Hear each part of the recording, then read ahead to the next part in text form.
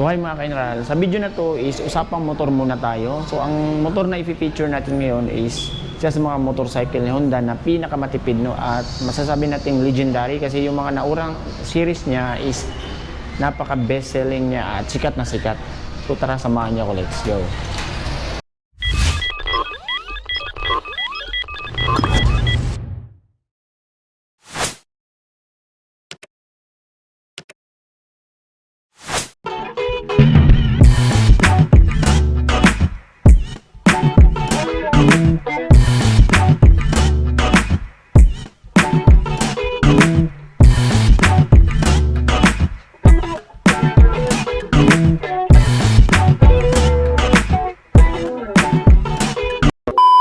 Walang iba mga ka-Inral kundi si Honda Wave RSX yan. So makikita nyo mga ka-Inral na matte black siya na may kasamang yellow at gray.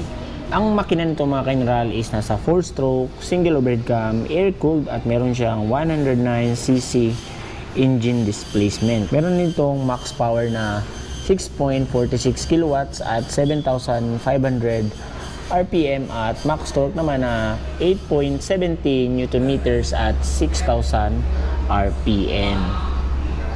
Meron din siyang compression ratio na 9.3:1.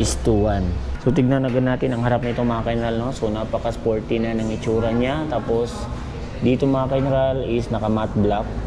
And then ang kanyang mga ilaw sa harap, ang kanyang headlight is naka bulb type pa rin pero naka automatic on na ito mga ka-Inral. So hindi na siya namamatay. Tapos dito sa baba, ayan, matte black pa rin. Tapos may sticker ni Honda. Tapos dito mga ka-Inral is pansin natin yung may 4 na ilaw. Yan, dalawa dito, dalawa din sa kabila. So yung kanyang turning lights is naka bulb type pa rin. Pero goods na siya kasi nasa loob na siya ng fairings. Tapos yung ilaw niya dito, yan, meron din siya mga ilaw pa dito. Dagdag sa pagiging visibility natin sa daan. Tapos ang kanyang tapaludo is naka matte black na rin yan. So napakalinis niya tignan mga ka-Inral, no? So ang kanyang suspension sa harap is naka telescopic fork yan. And then naka disc brake na rin yung braking system niya sa harap. So maganda rin kasi suited sa kanyang color combination na kulay gray. So Nissin yung brand mga ka-Inral. So ang size ng gulong nito mga ka-Inral sa harap is nasa 70 by 90 17. So hindi pa siya tubeless mga ka-Inral, no? Yan. So dito to ibanda sa kanyang gilid. So dito makita mo yung napaganda ng kanyang mga edges. Yan. So ito dagdag ito mga ka-Inral, no? Para sa mga putik. Oh, may curve siya dito para hindi direkta yung putik na madadaanan natin direkta sa ating paa. Tapos maganda rin yung kanyang decals niya. May mga edges. Yan. So dito makikita mo may pagka-gray na. Pero ganda ng gray niya mga ka-Inral kasi may mga sparkle tayo nakikita. Yan. Tapos ito na may tsura ng kanyang makina. Tapos nandito yung kanyang brake sa likod. Tapos isa rin sa nagustuhan ko is itong bakal mga ka-Inral. So kung mapapansin nyo, yung bakal na yan is magsisilbing protection ng ating paa. Kasi itong part na ito mga ka-Inral is iinit ito. So at least dito tayo madidikit, hindi direkta tayong mapapaso sa init nitong makina. And then fuel injected na pala ang motor na to. Pero meron pa rin siyang kickstart which is goods na goods siya. Lalo na kapag malulowbat ang ating motor. Isa rin sa nagustuhan ko sa motor ito mga ka-Inral, isang kanyang shutter lock yan. So dagdag sa security feature ng motor pa hindi siya manakaw, no? Kasi kung wala ito, pwede na itong tusuk-tusukin para mapaandar ang ating motor. Dito tayo sa mga pindutan niya mga ka-Inral. So napaka basic lang, high beam, low beam, busina, tsaka turning light. Sa kabila naman is ang electric start. So ito yung tsura ng kanyang meter panel mga ka-Inral, no? Yan. So analog pa siya pero napaka visible niya at sporty tignan, no? Yan. So ito yung mga indicator sa gear, sa turning light. So nagkahiwalay siya. Tapos sa fuel.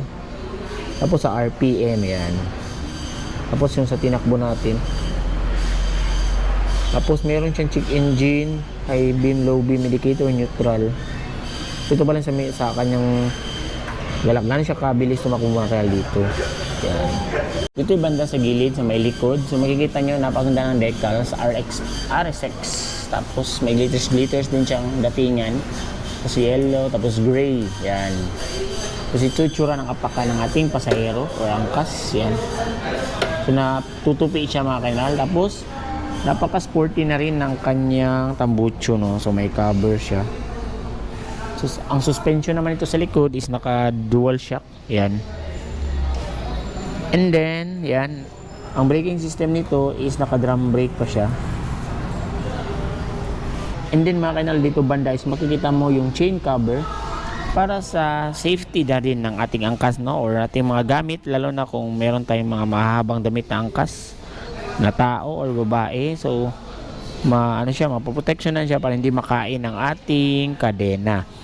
And then, hanggang 4th gear itong motor na tumakay na rala. Yan. Or kwarta sa ating ibang termino. Dito mga kanal, ito yung sinasabi ko na FI na siya. Yan. Nakalagay pala sa sticker, yan o. Hindi lang siya mapapansin kasi nakasabay siya sa blending ng kulay yellow. So, dito tayo sa kanyang underseat compartment. So, malaki na rin mga kanal, pero hindi kasya ang helmet dito ha. Malalim siya. Pwede dito yung mga papel, mga gamit na hindi masyadong kalakihan. Yan. So ito naman ang grab bar niya sa likod mga kainaralo. Yan.